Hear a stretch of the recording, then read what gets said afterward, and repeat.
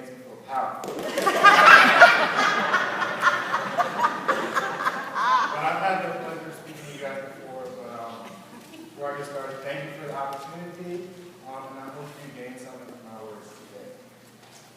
So the question that came to us is not exactly what was printed in your bulletin, but it is a long question and like a bunch of parts, but how do I influence those around me who do not have faith? And how can I best grow with faith in Jesus Christ for those who are close to me and have little or no faith? And also, how can I gain a better awareness of when my actions will most likely lead to unintended consequences? So if you can imagine this week, that was a lot for me to take in. So I basically broke it down into how do I influence those around me who do not share my faith. If you guys didn't know, I love sports. Like, if you can think of a sport, I probably played it. But my two favorites were football and basketball. I played basketball for forever. I played football up into high school and almost went to play college football. But ultimately, injuries stopped me. But due to this love for basketball in particular, I've been coaching for the past 5 years. And I coach 5 different teams at Tatum Elementary School with my father. And also 3 teams in the Columbia Youth Basketball Association. And then this year was my first year to head coach by myself with a buddy of mine. So over these past 5 years, I've been a part of nearly 100 kids' lives. And my job was, and still is, to serve as a mentor, a teacher, a coach, a disciplinarian, a role model, and a confidant. And to be a big influence on these children's lives. But I didn't really grasp the gravity of this influence until this summer. Several months ago, one of my former players, Lamar, was arrested for the murder of a 17-year-old man here in Columbia. When I heard the news, I was astounded and shocked, as you can imagine. How had this wonderful 15-year-old kid that I had the pleasure of coaching just 3 years ago turned into a murderer? What was so bad that he felt he needed to shoot someone in cold blood? And the biggest question that I pondered was, did I fail him? You see, my father and I coach at Benton, like I said, a school that is filled with at-risk children who need support and they crave structure. So my dad always taught me that preparing our players for life was always first and basketball second. That it was our job to help mold these kids into productive and successful young men and women. And I thought I was doing a great job at making sure I left a lasting impact on my players' lives. But when all of this stuff with Lamar happened, I began to question myself for the very first time. What sort of influence did I have on his life? And did I do enough? In order for me to fully examine the influence that I have on the lives of others, I felt as though I needed to get to the bottom of what exactly constitutes as influence. The dictionary says that influence is the capacity to have an effect on the character, development, or behavior of someone or something, or the effect itself. So in itself, influence is not the actual impact on something, but it is instead the capacity or the ability to have an impact. For me, this is a really big concept because it's the idea that we have the capacity to impact someone else's life. That you and I have the power as mere individuals to have a lasting impact on another. That we might have an effect on their character, or on their development, or even on their behavior. That everything we do on a day-to-day basis actually matters to someone. But the real question lies in the result. It bypasses our capacity to make an impact, and instead rests in the fact that we either are or aren't actually making it. So the strength of our influence is not in the realization that we have the ability to make an impact on someone, or in the idea that we have the power to change someone's life, but instead in the result, in the notion that we did have it. Let's look back at Lamar, my former player who now sits in prison, possibly for the rest of his life. Was I, as his coach, in a position to have a large influence on his life? Of course I was. But did my capacity to have an impact actually result in an impact? And the answer is no. Now, does this fault my efforts? Does the notion that someone with influence can fail to impact another condemn my attempts? That's a big one that I've been struggling with the past couple months. But the answer that I've come to is no. I did the best that I could in that situation. But if a person is unwilling to absorb your impact, unwilling to let you affect their character, or their development, or even their behavior, it's out of your hands. The ultimate example of how we influence others is Jesus Christ himself. In the first letter of Peter it says, "For to this you have been called, because Christ also suffered for you, so that, leaving you an example, so that you should follow in his steps." You see, Jesus was in the relationships business, forming bonds, friendships, and a discipleship that includes both you and I. And you don't form a relationship without having an impact on someone. That is where the true strength of a relationship lies. Last week, Nick and I had the pleasure of accompanying an amazing group of youth and adult leaders to Denver. We worked with the Center for Student Missions on a week-long mission trip, and over the course of that week, we got to interact with so many different types of people, in so many different situations and parts of life.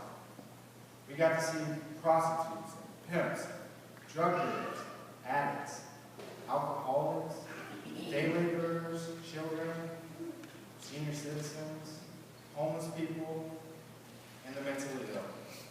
We got to interact with the oldest of us, the youngest of us, and the least of us, to see the world through their eyes, to hear their life stories, and to feel their pain and regret.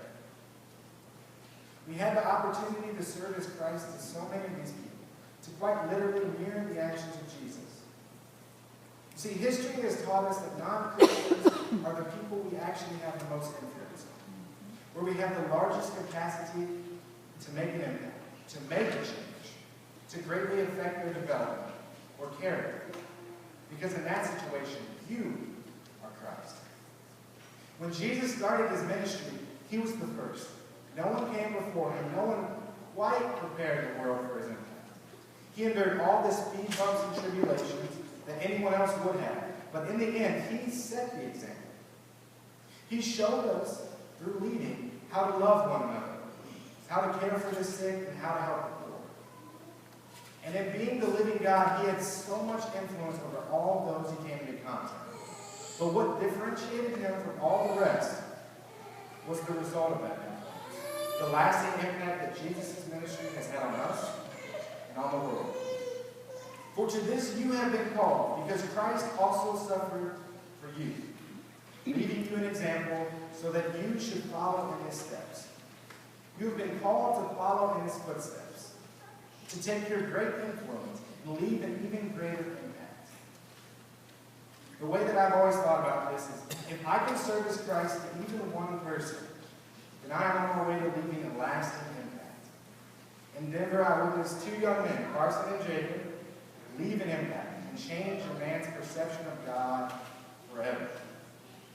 We were helping a ministry in Denver called Main Street Ministries, whose mission is basically to go into low-end motels where people pay up to $200 a week to stay, and hand out burritos and cookies, listen to people's stories, and finally pray that they might get out of this situation and find God and whatever other prayer they might be needing.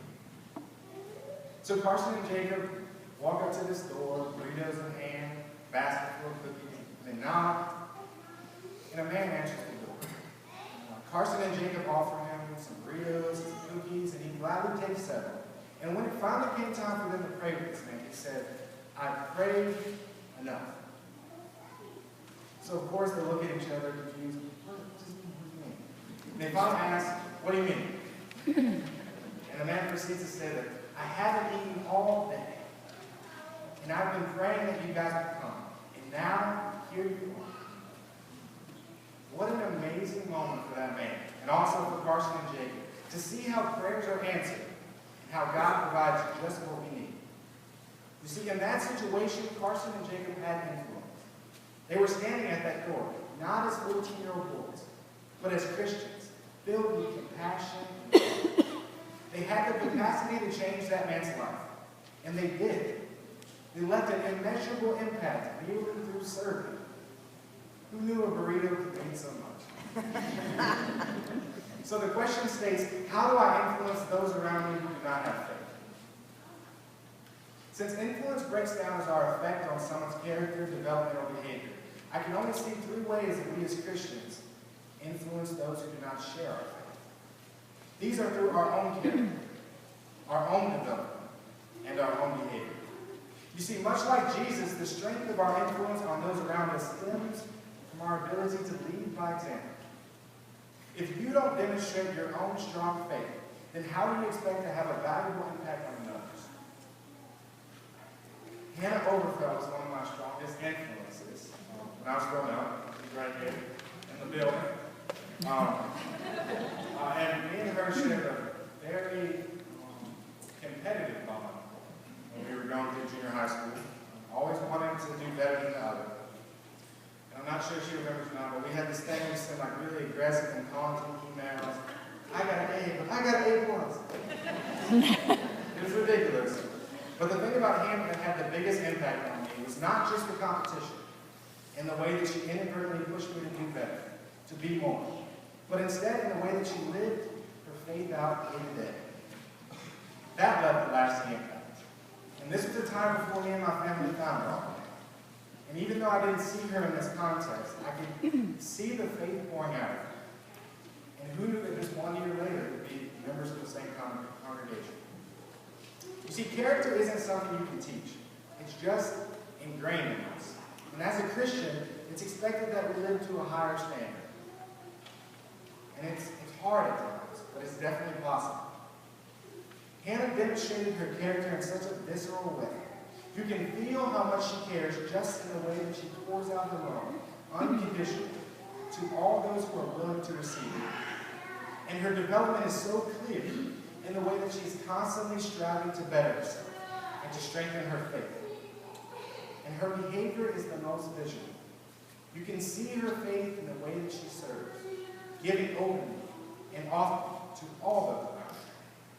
She was constantly around me during these years, giving her the capacity to have any kind of impact on my life and my own development.